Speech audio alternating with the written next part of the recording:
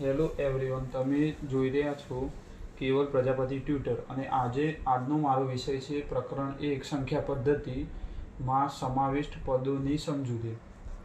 પહેલાં તો પ્રાકૃતિક સંખ્યાના ઉદાહરણો 1 થી ચાલુ કરીને અનંત સુધી આવતી બધી જ સંખ્યાઓને પ્રાકૃતિક સંખ્યાઓ તરીકે ઓળખવામાં આવે છે, જેને n વડે નેચરલ નંબર તરીકે દર્શાવવામાં આવે છે. ત્યારબાદ પૂર્ણ સંખ્યા, જેને w વડે દર્શાવવામાં આવે છે. પૂર્ણ સંખ્યાના ઉદાહરણમાં પ્રાકૃતિક સંખ્યામાં 0 ઉમેરતા તે પૂર્ણ સંખ્યા બની જાય છે. માટે 0, 1, 2, 3 અનંત સુધી આ રીતે, અને પૂર્ણ સંખ્યાને w વડે દર્શાવવામાં આવે છે. તેવી જ રીતે પૂર્ણાંક સંખ્યા z. એક્ઝામ્પલ, જેમ કે સંખ્યા રેખામાં આપણે 0, પછી માઇનસ સંખ્યા અને પ્લસ સંખ્યાનો સમાવેશ કરીએ છીએ.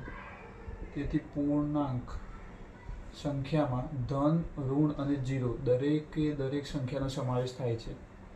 તેવી પૂર્ણાંક સંખ્યાને z વડે દર્શાવવામાં આવે છે. તેવી જ રીતે સમમેય સંખ્યા q.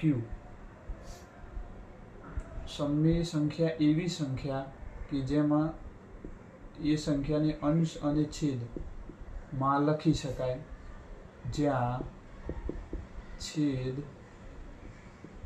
કોઈ દિવસ 0 ના હોઈ શકે. Example for 3/4, 2/1 example.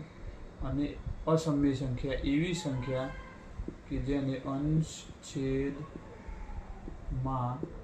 ન લખી શકાય. એક્ઝામ્પલ પાઈ.